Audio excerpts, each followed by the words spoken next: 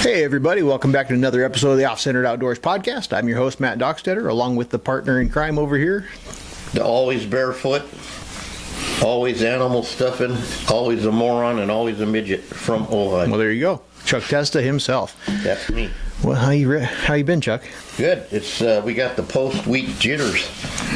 The pre-show jitters. Yep, but this will come up post, so it works out. Yeah, but it's almost time for the big game. Yeah. And you were at a big game the other day. Well, yeah, it was a bunch of shit, but that's okay. Yeah. Well, that's what you get for thinking, I don't know. Yeah, no, those that don't know, we went down to a barbecue contest in Anaheim over the weekend and did not do what we expected to do. So, which was a surprise. Actually, yes and no. Once we got there and saw how everything was, we kind of figured how it was going to go. Really? But we had high hopes. We didn't expect to end up second to last. But when you go to a contest and they're not expecting Santa Maria style tri-tip, and they expect their tri-tip done like a brisket, you see there's going to be an issue. I have so many questions again. Like, how do you do a tri-tip like a brisket?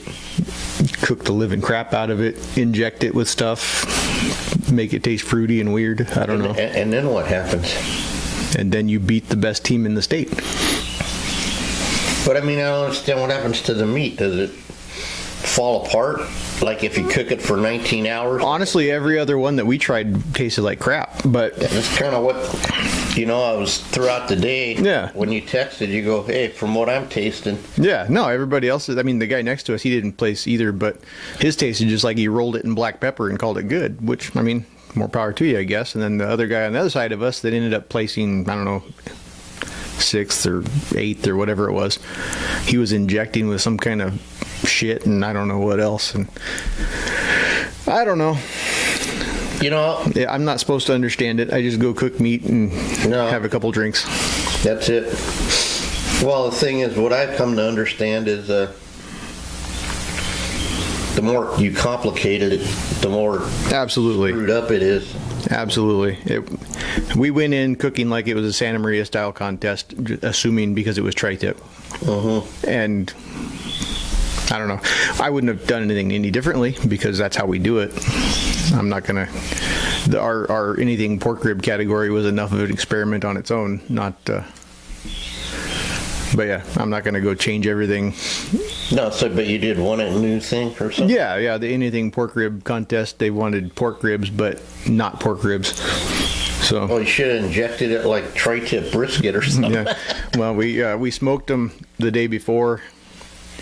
And then finished them up on the pit and pulled the bones and made our version of a McRib sandwich. That's right. I wanted mine with extra pickles. Yeah, it came out pretty damn good for the first time ever trying it. So, but yeah, if we decide to go down and play with these guys again, we're gonna have to get a little bit more creative in that category. But like I said, I'm not changing the tri-tip. That's just how we do it. So. I don't know. I don't. It's not broken. No, exactly. Exactly. And then you start. Seems like a little bit. Almost like the competition, like the taxidermy deal. You go down there and then you go, so we'll screw up our perfect thing. Yeah. Because we got. Exactly. And then. Exactly. It's any contest. It doesn't matter what it is. You stick to your foundation and go with it. Instead of reinventing the wheel. Absolutely. There's no point in doing it. Especially if we're going to come back up here next month on the 11th in Santa Maria for Santa Maria Barbecue Festival and try to retain our title there. Exactly. We've won 4 out of 5 best overalls at that contest, and technically there's the 5th one that has an asterisk next to it that there may have been some shady baloney going on. There may have been some. So yeah, we're kind of like John Jones. He's 19-1, but that one has an asterisk.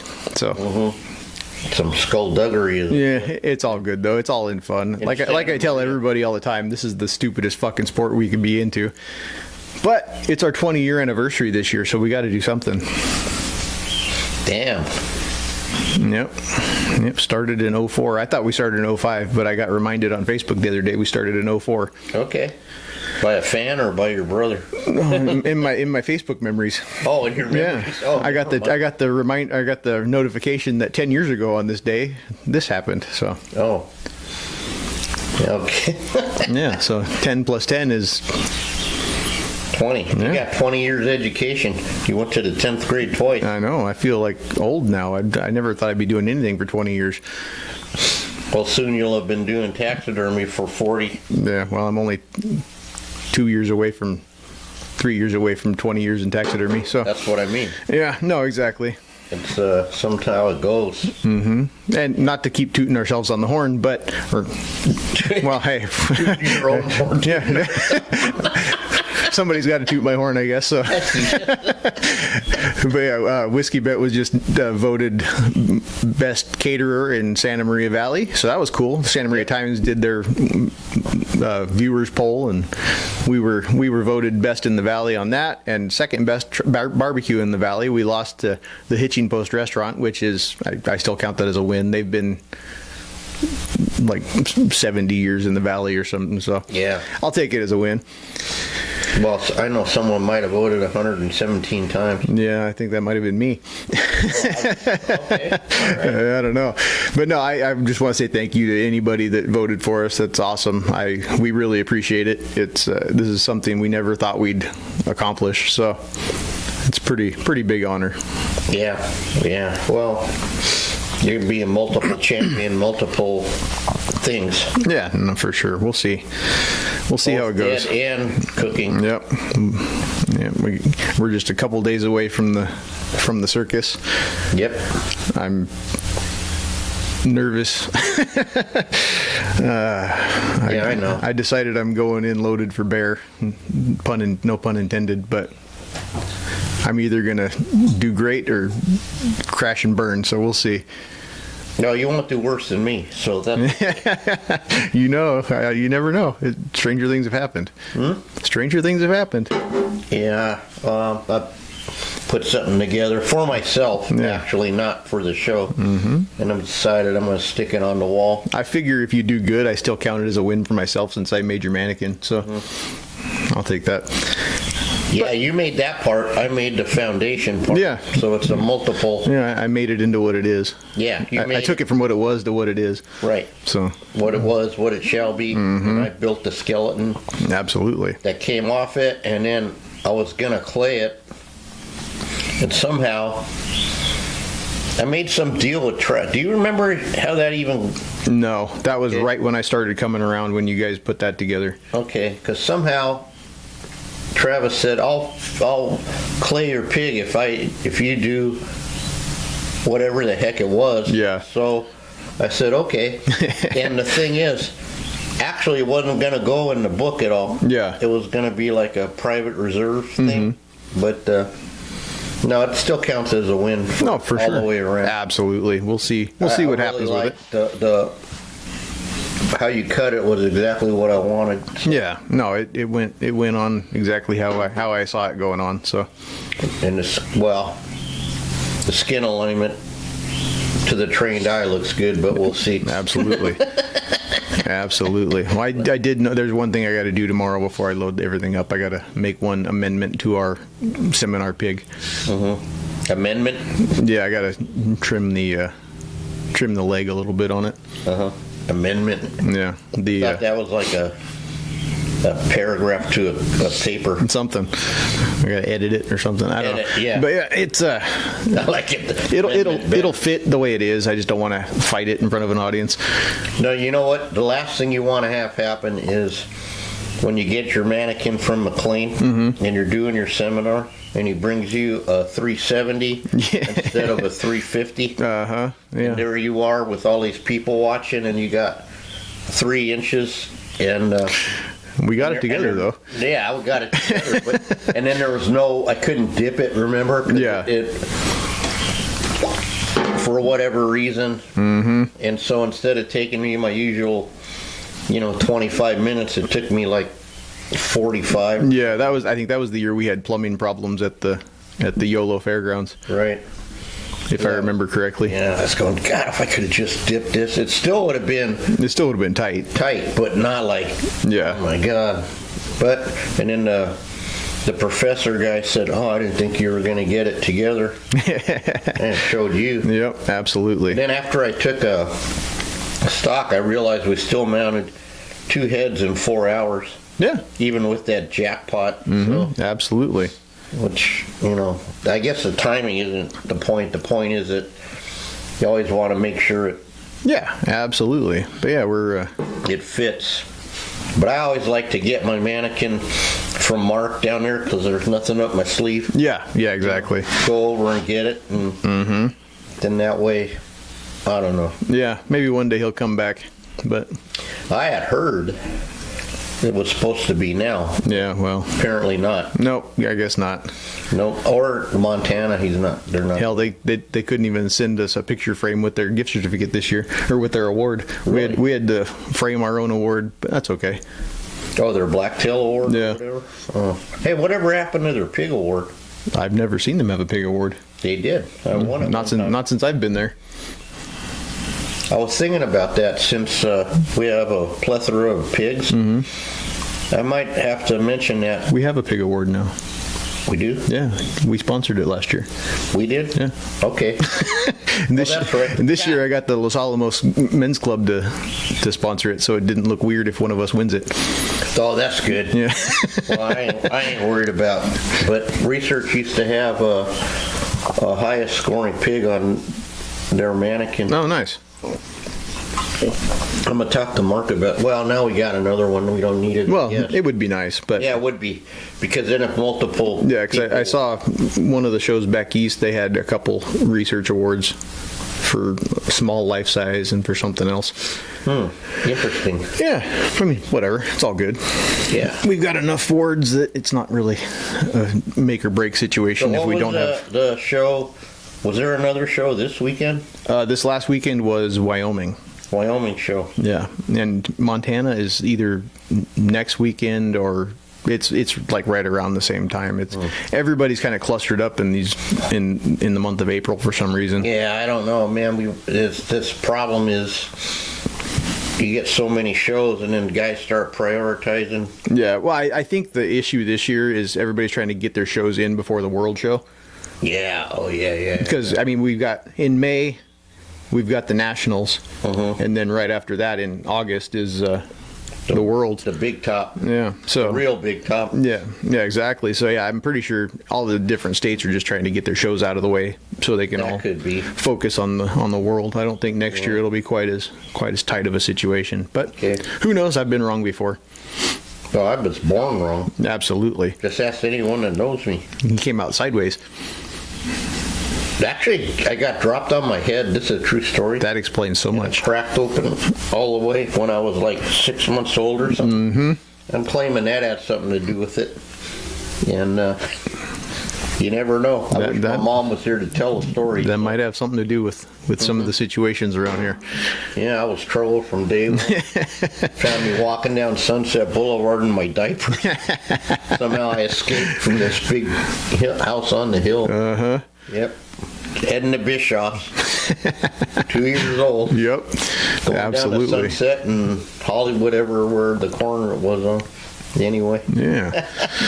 Well, yeah, so that's that. We're getting ready for the show. We've got all of our pieces together for the most part. I'm gonna sit here and watch Chuck finish up his today while I do some finish work on something else. And then tomorrow I load up, and Wednesday morning, dark and early, I'm out of here. Dark and early? Yeah, I'm probably gonna leave about 5. Yeah, I'm leaving. I'm just tell you right now, I won't be there till 6. Probably. Get there whenever you want to get there. Like I told you, as long as you're there before our seminar on Thursday, it's all that matters. No, I know, but I got that deal at 8. Oh, yeah. Every 3-week thing. Yeah. Yeah, no, you don't have a deadline at all tomorrow. You get there whenever your little heart desires. But I will be there. Oh, speaking of being there, the kid from our seminar is entering in the show. Yeah, I talked to him yesterday. Okay, good. Yeah, he called me. Yeah. He was looking for a list of the supplies he needs to put a deer head together. He couldn't. He didn't take that part in his notes, I guess. Really? Yeah. So I gotta either put him one together or find one for him. So. Oh, you mean the tools? Or? Yeah, the tools and whatnot. He said there's no hurry. He doesn't have anything to put together. He just wants to have all his ducks in a row. So. Yeah, I don't know. That kid, we might have created a situation. That's okay. He's a Be good our kid. first fighter pilot slash. Well, no, because Shay's a helicopter, so we'll have a multitude of Yeah. fighter taxidermist, I guess. Yeah, absolutely. But yeah, we're going to do something a little different this week, though, for our episode here. We're not having a guest on today. We're going to do a little book report in like a prequel to a coming up guest, hopefully. We had, in line with our, theme that we've been going with, and since the show is on Thursday, we hope to waylay a couple of guys there. Yep, absolutely. Poor Randy doesn't know. Anyway. We'll see who shows up. Anyhow, so when I contacted Joe finally, and he's like dodging jail again right now. Yeah. In some appeal, and then he's going on some big field trip with the guy from the Denver Museum and the other guy from the NTA. Yeah. So he's a little busy, but he suggested that we take his poem book and God bless you, Joe. Why don't you give me something hard to do? And since it has, his philosophies in there, he suggested that we do a book report. Heck yeah. On it. So, for those of you who don't know, Joe, put that up there.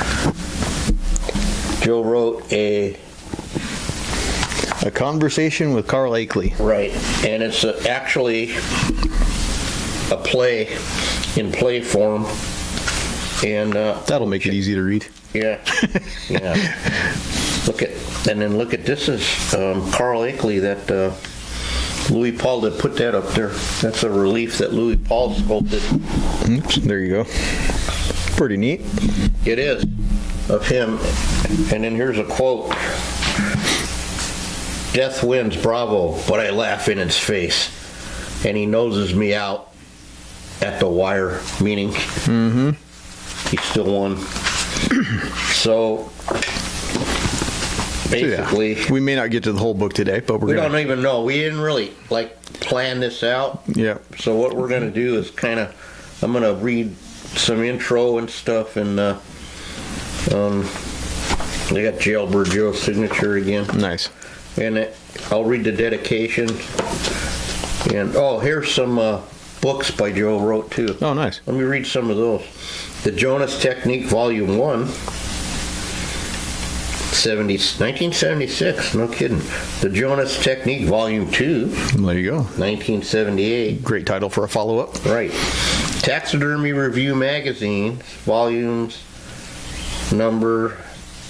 Oh God, Volume 5, number December 1976 through 1985. Quite a while. Yep. And then the dedication is to this is what really I liked, to the memory and legacy of Henry Winchers in Chunamuk, master sculptor and taxidermist, 1921 to 2012. And for those of you 3 regular listeners, when we drop the podcast tomorrow, one of the guests tomorrow was lucky enough, right, to have him, Henry talk to him about his mount and, and all of that. Yeah, I still haven't gone back and looked at it yet. I'm afraid that this episode may go up instead of that one, but we'll see. Okay. Oh, because of the thing? Yeah, we had a little bit of technical difficulties. Oh, no. We'll see. I'm sure it'll be okay. Yeah. I think I'm smart enough to figure it out. Yeah, and then he gives credit to different mounts that he put in here.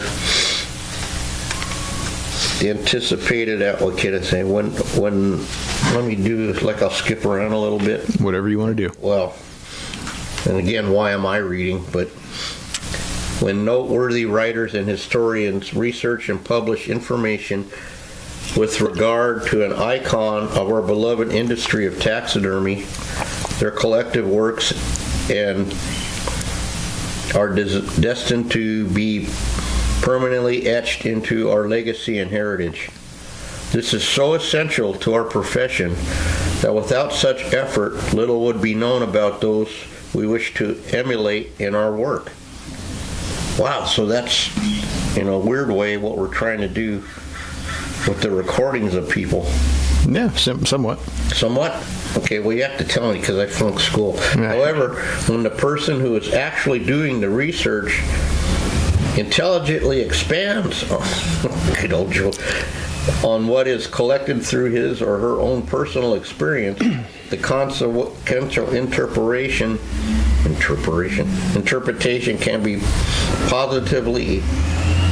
can and positively ought to be Steven Spielberg material. He always gets something in there. The anticipated outcome is tenfold when a living icon such as Mr. Joe Kish does this within the supernatural mindset of yet another icon, Mr. Carl Akeley, who has long been taken from us, only to return once again, if only here and now, vespers of our combined passion for taxidermy. Joe Kish, the mastermind that designed the first national standards of our profession, who pivoted and evolved in the true concept of taxidermy competitions, recipient of the 2015 World Taxidermy Competition's Lifetime Achievement Award, creates a revenant for our own generation to appreciate. Whatever a revenant is. Okay, so basically, he's going to write this book in a poem form, and it's about the spirit of Carl Akeley. And then we'll go to another page somehow. Introduction. The idea for this script began forming in the early 80s. It was a result of having watched all 24 episodes of Meeting of the Minds, whatever that is. Oh, here is what it is. A PBS series written by a multi-talented and prolific writer, actor, and musician, Stephen Allen. Okay. Stephen Allen acting as a host in Montreal. Oh, wow. Featured guests from various episodes, including such disparted characters as Teddy Roosevelt, Cleopatra, Leonardo da Vinci, and Attila the Hun. So basically, again, it was a set where this guy had characters come in and study the role, and then interviewed them like it was Teddy or whatever. Yeah. And interesting. So, and you were there. For all you young people, it might do you some good to okay, in the conversation, cast of characters. This is important. Father of modern taxidermy, eternally 64 years of age. That means he's passed away. Troy Johnson, a professional taxidermist in his 40s. Uh-oh. We need someone else. Jim Crabtree, a man of 25 in his 5th year of taxidermy. And the scene is at the American Natural History Museum, and the time is now. Oh, look. Stick that in the camera. That's Carl Akeley in his studio. There you go. You can see that. Okay. So here we go. The two men approach the great bronze doors of the American Museum of Natural History in New York City. One is confident, the other skeptical. The time is exactly, guess. Now. Midnight. Oh, there you go. If you're going to see a ghost, when are you going to see it? Well, there you go, yeah. 3 a.m., that's the witching hour. It is. Jim, this is crazy. Akeley died and was buried in Africa 90 years ago. What is it you still don't understand about dead and buried? Jim, we've been over this now many times, Matt. That shaman I talked to 5 years, take it over, and then, or that shaman. That shaman I talked to 5 years ago said I'd find the route to the past in books that Akeley and others wrote. I read them all. His diaries, the expedition records. I even read the books they read. Everything he said that would show the path would be in the archives here. It all checked out. How could he have known where to find it? He's never set foot outside Rwanda, much less know that what's in the archives here. Uh-huh. So the shaman told him Yep. in Africa, not New York. Yeah, absolutely. And you still believe he actually talked to Akeley's ghost on Mount Makino? You just think it'll work because you spent all that money on the trip and you don't have, and you don't have what to show for it? That's me. Could that old witch doctor even read or write? Nope. Listen, that old witch doctor, as you like to call him, he knew what he was talking about. You'll see when we get inside. It's time. Would you care to knock or shall I do it? This is your show, but we're going to be in serious doo-doo if the cops see us here. He pounded on the microphone, I guess. Yeah, knocking. Did they knock yet? Yeah, they did. Okay. Then the lion's head answered, "What is your quest?" And Jim says, "Who said that?" I did, said the lion. "What do you seek?" Yes, wisdom.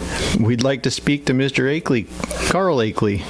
My friend Jim here thinks I'm pulling his leg or something. Maybe you could give us a sign or something that this is on the level."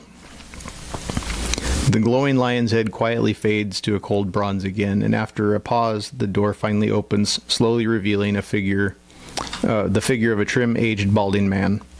And this is where Carl Akeley appears. Yep, it is. Wearing a shirt and tie under a smock and sounding a little impatient. "Yes? Mr. Akeley? Mr. Carl Akeley?" "I'm Carl Akeley." Wow. Keep reading, Daddy. Usually if I pull my hair for you, call me that. "Mr. Akeley." "Mr. Akeley, my name is Troy. This is my friend Jim. I was told that if we knocked precisely at midnight tonight, we could speak with you. May we come in?" And in a measured speech, "Come in, but I must decline the offer of your hand." "We understand." Meaning he's not physical. Uh-huh. "Oh, brother, they better put us in separate cells or I'll rip your damn arms off for dragging me down here like this. You and your brilliant theory of immortality, the deathlessness of art, and all the other bullshit I let you feed me." That's Matt talking to me sometimes. "They have a garden here, you know.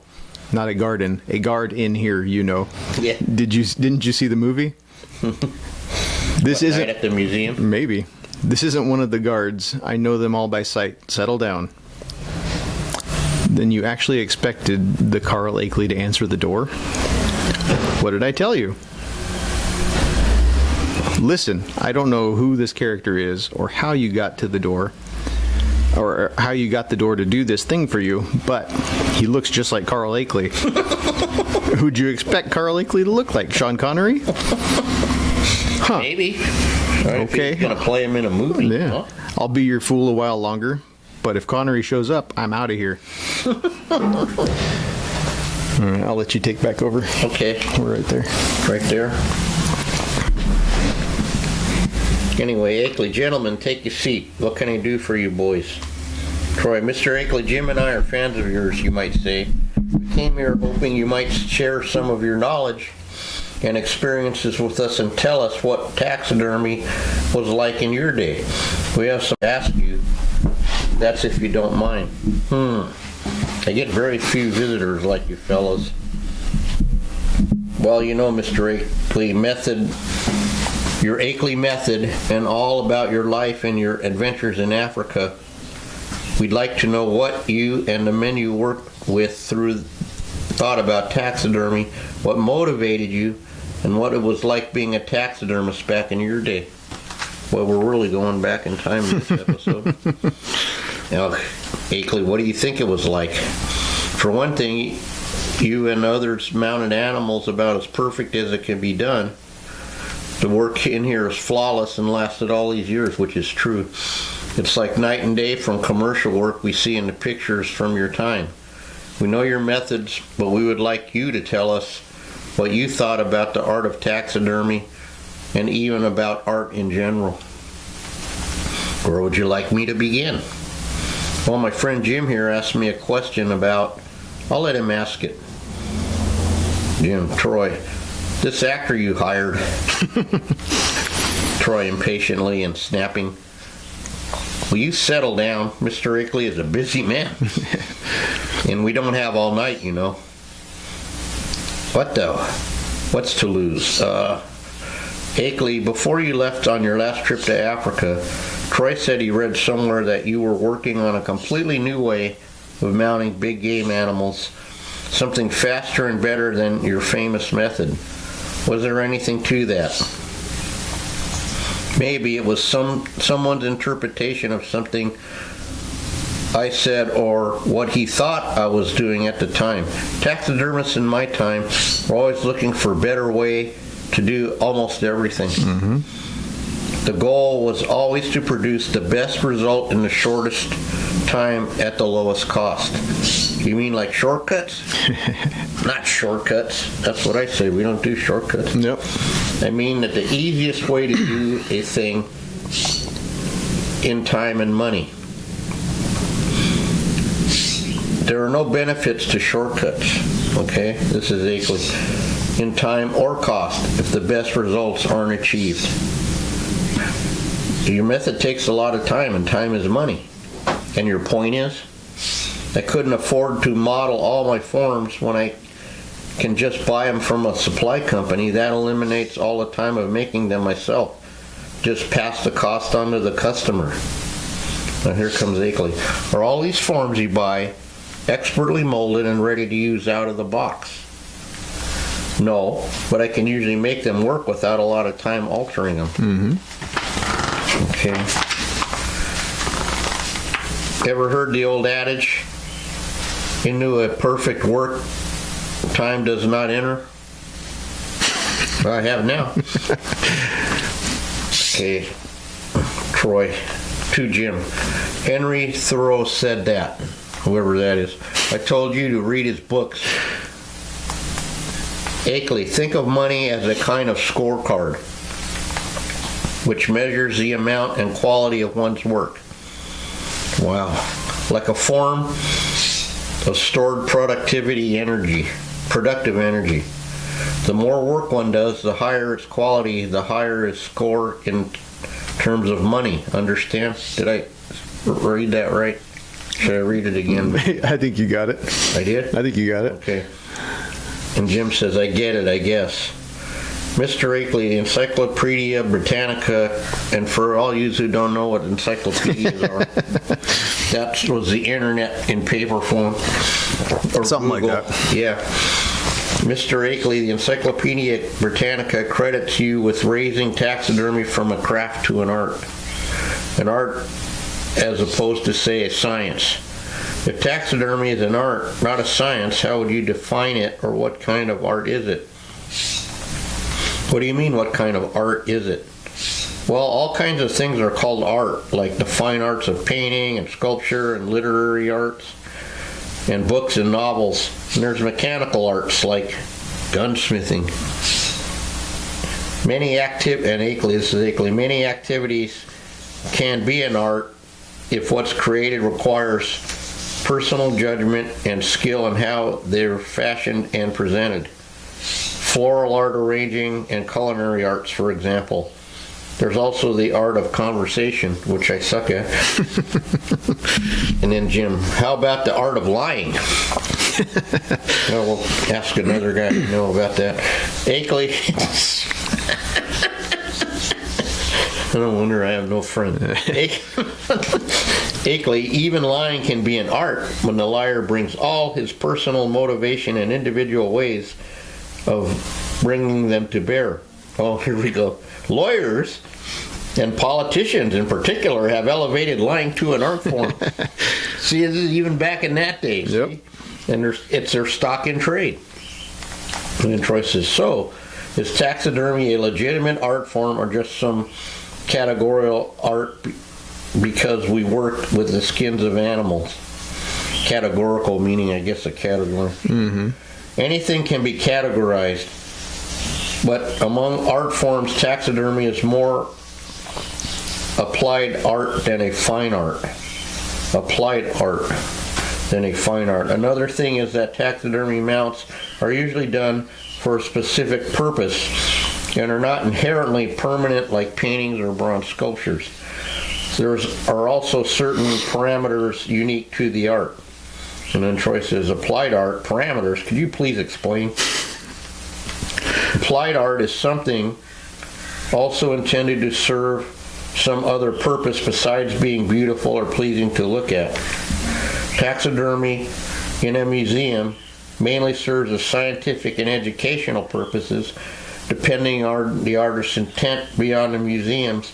Taxidermy is mostly for the preservation of sportsmen's trophies or for natural history collections.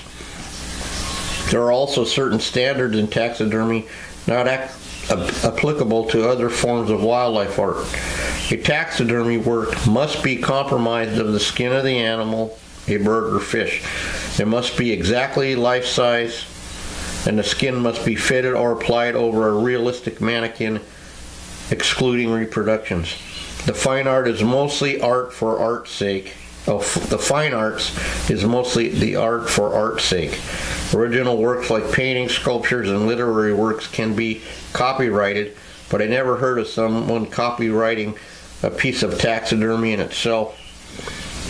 These are some rigid rules which don't apply in other visual arts. Actually, suppliers copyright their molds, but those aren't finished mounts. Mm-hmm. What do you mean by rules and standards? Well, first off, taxidermy mounts are copyrightable. Let's say you are mounting a fox standing on a base with a tree stump and some leaves and grass for habitat. You title the design and register it with the Copyright Office. Another fellow mounts one too, essentially the same pose, and copies or imitates your base, habitat, size, etc. The courts, can't copyright a thing directly out of nature like a rock or stump or leaves. You can't copyright a pose every fox assumes at one time or another. If you wish to sue the other fellow for copyright infringement, it would have to be over overall design, the precise arrangements of all the parts. What are the odds you could convince a judge that the yellow fellow's piece is a spitting image of yours in every respect? Pretty slim, says Troy. Unlike the fine arts, nature being the standard of taxidermy that leaves only the selected pose of a specimen to the taxidermist. Presenting the specimen as nature created it is the objective, as nature created it. Any artistic genius, if it is there, will show in a beautifully molded mannequin and in the execution of fine craftsmanship and posing of the specimen, including the gait. See, the factors must all work in harmony to be effective. If one part of the mount is unnatural, the result is compromised, and no matter how excellent the craftsmanship, a keen eye, as someone else would say, to the trained eye, will notice nearly any flaw in it and will come to the attention every time the mount is viewed. In the fine arts, there are no like boundaries to be observed, and the artist is free to create and invent as far as his inspiration may carry him. Well, that's like heavy, so let's talk about that for a minute. Absolutely. It may take us a while to go through here. This will have to be a multiple episode ordeal. Right, because he has some of his stuff. These are Carl's actual notes. Nice. And, wow. There's Louis Paul. Anyway, we know this picture. Yep. Huh? Yep. Anyway, so, before I lose what little thought I have, we often talk about us as being artists, and then they do the fancy art or their interpretation, and then, like I always say, if the joint's in the wrong place, or so that's when I say that it's the true art, according to Akeley, is presenting a mount, doing something natural, as it would be in nature, and the skill of bringing the outside in, like Rick Crane always says, that's our job, bring the outside inside. Absolutely. And maybe not so much, flying animals and stuff like that. I guess they do that, but I mean, basically, like when you see a deer jumping out of a tree or something, or like Joe said, that one time when that lion, that beautiful piece, but it was knocking that bush buck out of the air, and Joe said, I wasn't aware bush bucks could fly. Yeah. Or as his other famous comment, I never seen a animal afraid of his food before. Yeah. Things like that. If I'm making any sense, please feel free to interject into English at any time. Yeah. But no, I mean, there are things that need to be taken into account on those kind of things. You're keeping a moment in time. So what you're doing needs to tell the story of what happened before and what's happening current. Right. So yeah, I mean, a bush buck flying through the air, unless you know where he came from, it's flying bush buck, right? Right. Yeah, that was the point. No, exactly. I think a lot of times we forget to take into account that it's a story we're telling, rather than just here's a lion killing the hell out of a bush buck in midair. Right. Or like rather than maybe stock, the bush buck is the bush and the lion is. Exactly. And that tells the same story. It does. But in this day and age, unfortunately, it's gone to more, how can you make it the most spectacular? Yeah. Like you call it truck stop art. You gotta catch somebody's eye with something big and flashy. Not a lion is gonna get your attention regardless. But right, yeah, because big always seems to do good. Absolutely, but having him do something outlandish, I mean, I get the point. But yeah, it should be something telling the entire story, not just from that tiny moment in time. Something you don't have the animal attacking in the wrong area. Because wolves don't usually go for the dangerous part. Yeah. They don't go for the front leg first. Yeah, exactly. And so, things like that. But then again, that is what I try to imply too, is that doesn't mean the craftsmanship isn't there. Like that piece got a best of category. He said he couldn't find like a flaw. Yeah. Yeah, you're allowed your own opinion on things, but if the thing is done correctly, it's correct. It was beautiful. Yeah, I mean, the guy was like an example I'll throw out, like the one you told me about Mike taking the deer to the contest without carving any nose or any of that shit in, and they still, because everything else was right, he ended up with the best of category. Yeah, exactly. Yeah. So if everything's right, there shouldn't be any. And that's what he did. And remember, again, he did 3 different ways. Mm-hmm. And it ended up the one he did nothing to. Yeah. The one with where you could see the brains. And, yeah. And if Mike put the brains in there, it was right. And so, Yeah. I think a lot of times personal opinion gets hung up in shows, whether it's judging or other people exhibiting, giving unsolicited opinions. Your personal opinion on things has a tendency to sway others' opinion, in my experience. That, and then like our guest said last week, that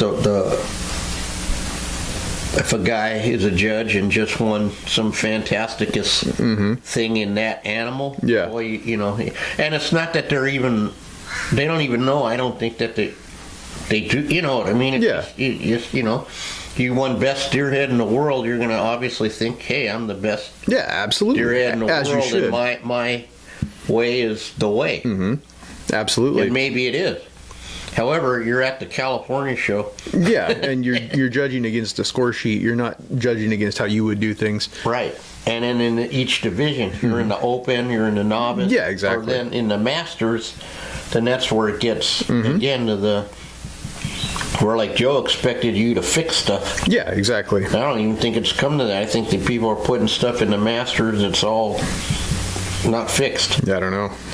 And basically, because that was the rules in the open division, any mannequin. Yeah. You can use any in the professional. And then Doesn't matter if it's cross-eyed, broke neck, whatever. Yeah. But once you go to the masters, they expect you to, or used to expect you to fix the broken neck or the lack of joints or whatever it is in there. Yeah, for sure. Because you're a master now. Exactly.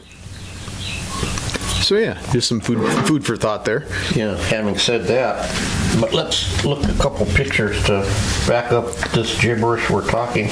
I'll put these pictures in the thing. I'm not going to try to show them to the camera again. Okay, good.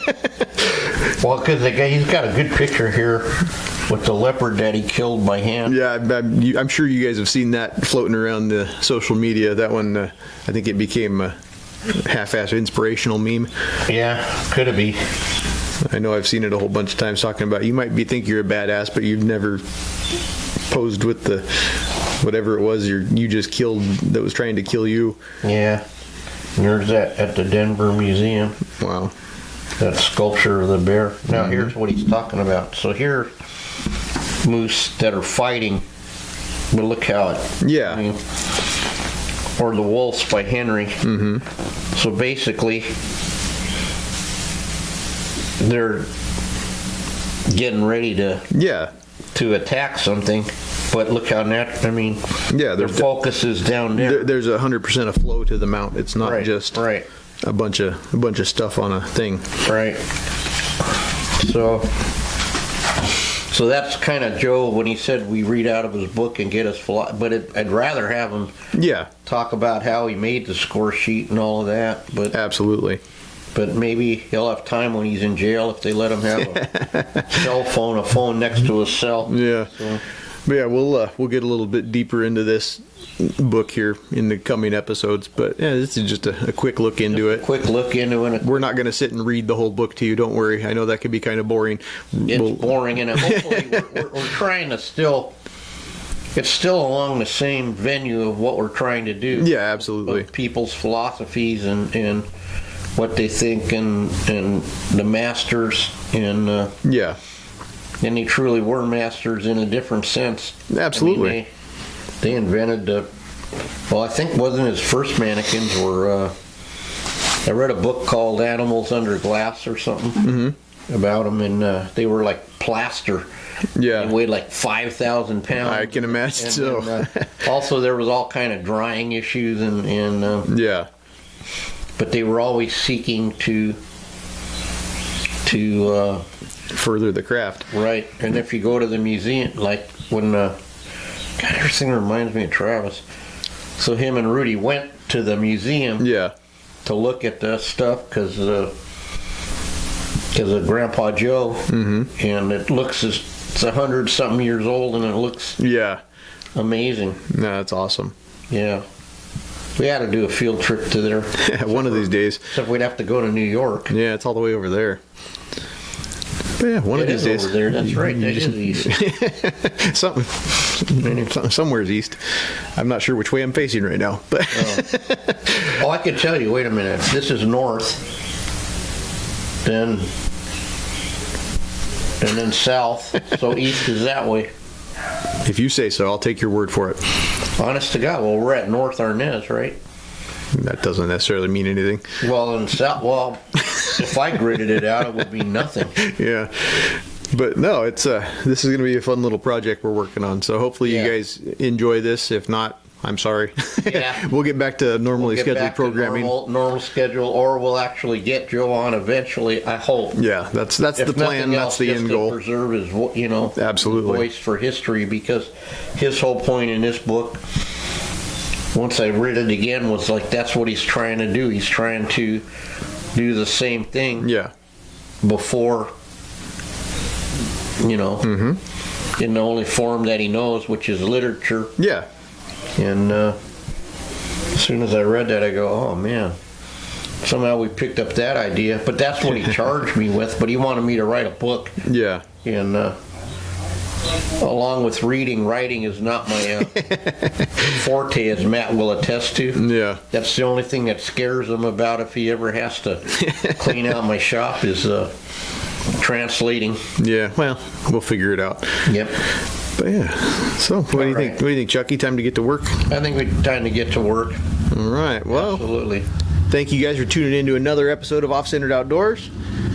Be sure to, I'm all tangled up in my cord here. Yeah. Be sure to follow us on everywhere you get your podcasts, where Spotify, Apple Podcasts, iHeartRadio, and of course YouTube. And follow us on all social media at Butcher Shop Taxidermy, at Ojai_Valley_taxidermy. And yeah, we'll catch you on the next one. Thank you guys for watching. Thank you. Thanks for listening and putting it up. And we hope our goal is to eventually I